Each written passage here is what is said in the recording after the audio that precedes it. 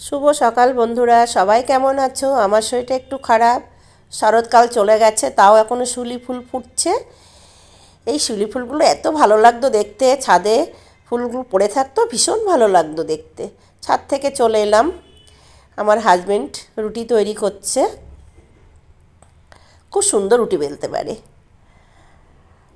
তারপরে আমি আজকে বড়ি দেব। ডালটা ভিজিয়েছি, এখানে 1 কিলো ডাল আছে, 500 করে দু জায়গায় ভিজিয়ে রেখেছি। ভালো করে ডালটা ধুয়ে নেব।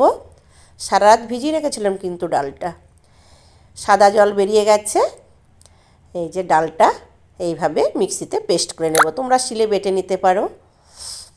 জল দিয়ে, অল্প করে জল দিয়ে একটা সুন্দর পেস্ট তৈরি করে নেব। আজকে কচু দিয়ে আর মূলো দিয়ে বড়ি দেব।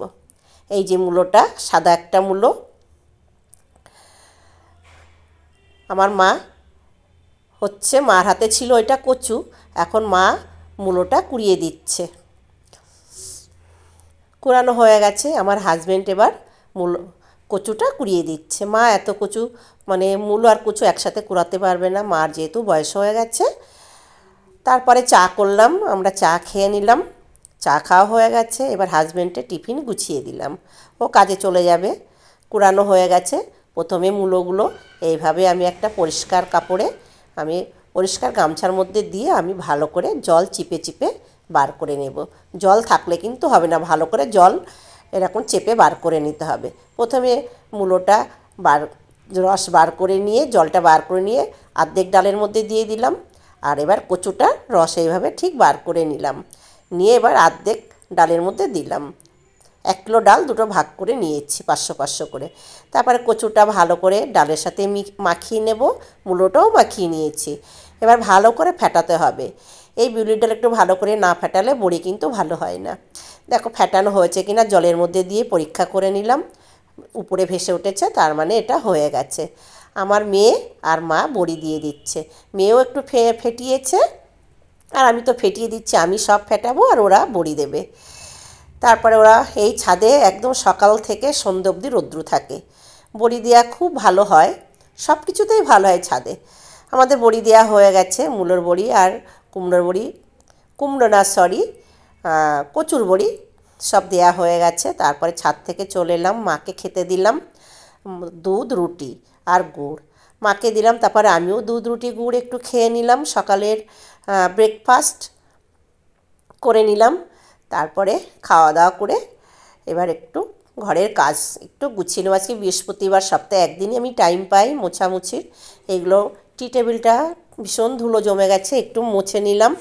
টি টেবিলটা মোছা হয়ে গেছে, টিভির সামনের ক্যাবিনেটগুলো ভালো করে মুছে নিচ্ছি, ভিতরটাও একটু মুছে নিলাম। তারপরে এবার তাকটা, এই যে এই বিড়ালটা কিন্তু আমার হাজব্যান্ড বানিয়েছে। এই কাপগুলো, আইসক্রিমের কাপগুলো, এটা কিন্তু মালার কাপ, আমার হাজব্যান্ড বানিয়েছে।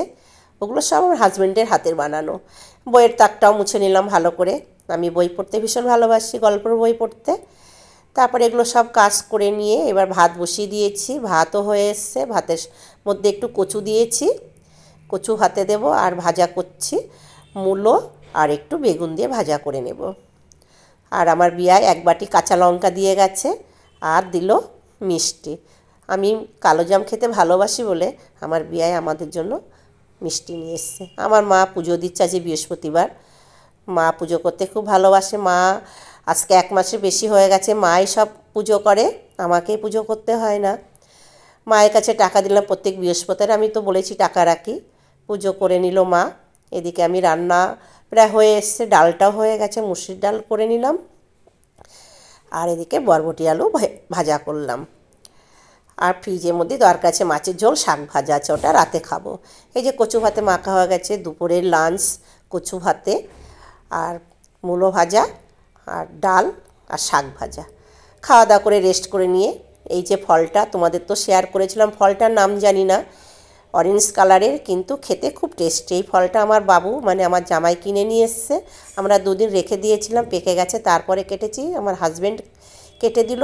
ভীষণ মিষ্টি, আমি ফল খেতে ভালোবাসি না, তাও খেলাম, খুব ভালো লাগলো খেতে। তোমরা একবার হলো এই ফলটা কিনে খেয়েও, সত্যি খুব ভালো। কিন্তু ফলের নাম তো জানি না, কি ফল বলবো জানি না।